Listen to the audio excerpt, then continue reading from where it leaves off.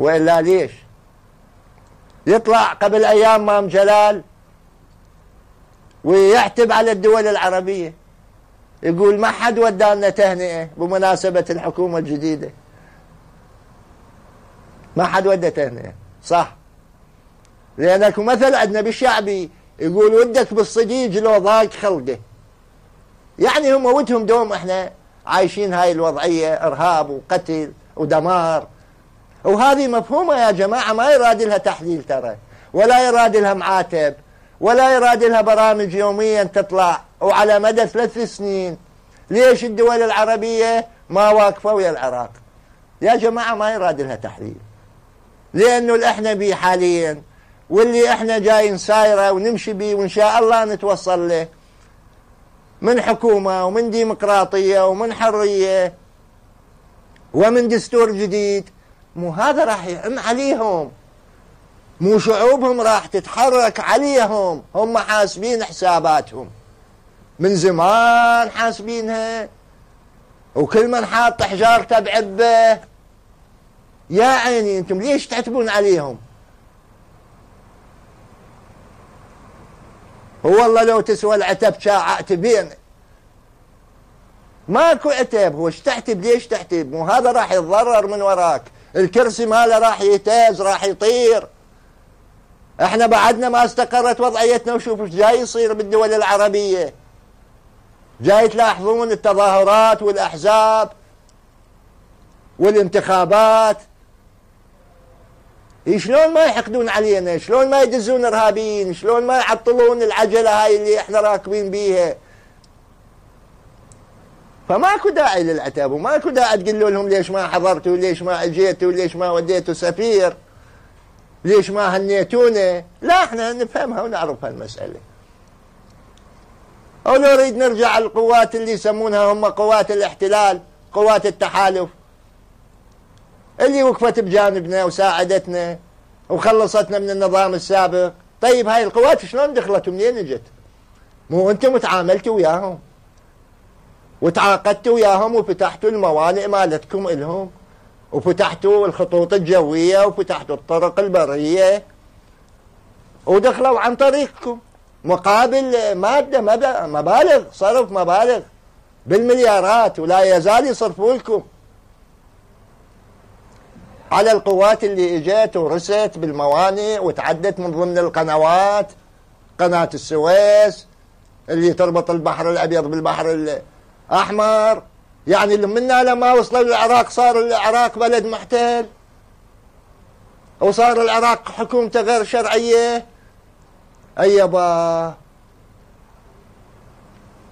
ويصرح أحد رؤساء الدول العربية يقول العراق طبوا له إسرائيليين عن طريق الشمال.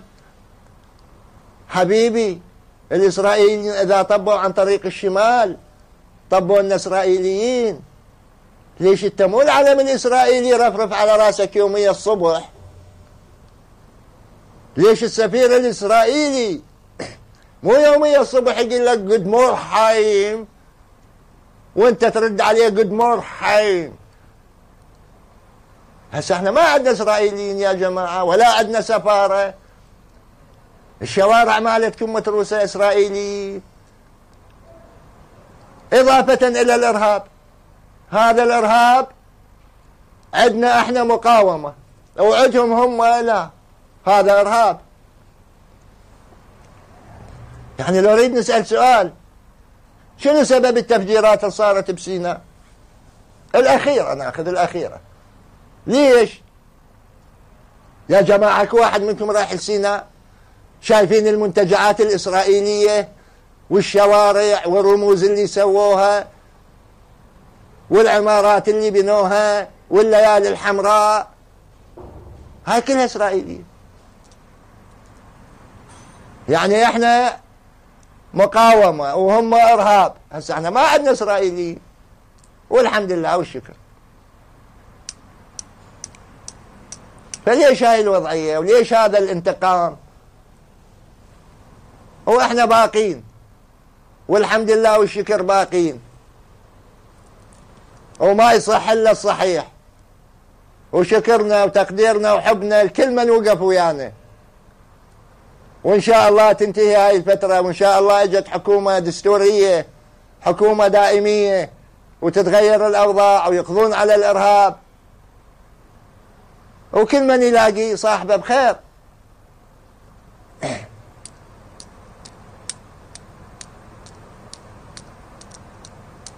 أباري أنا أباري كل وقت ضعنك وجاري،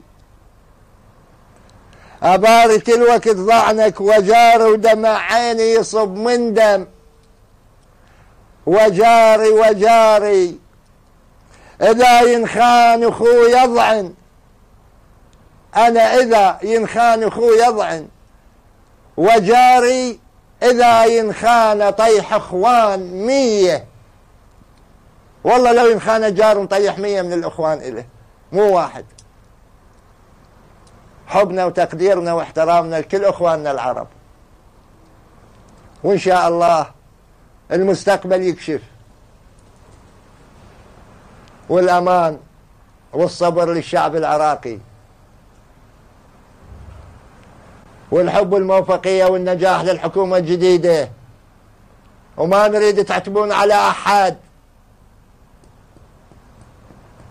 الشعب وياكم، قلوبنا وياكم، وعيوننا وياكم، ويبقى العراق ويبقى العراق ويبقى العراق، والموت للإرهاب، ومن يأوي الإرهاب ومن يفعل الإرهاب، ويبقى العراق. وإن شاء الله نتلاقى باكر ويا عمكم عمو ناصر، وحياكم الله. ناصر عالفيحة دوم وياكم، راح احكي كل همومكم وش ما يدور بيومكم من تعب يا مظلومين، وانا وياكم كل حين الناشد المسؤولين ونطالب المسؤولين. وحي الله وحياكم، وحي الله وحياكم.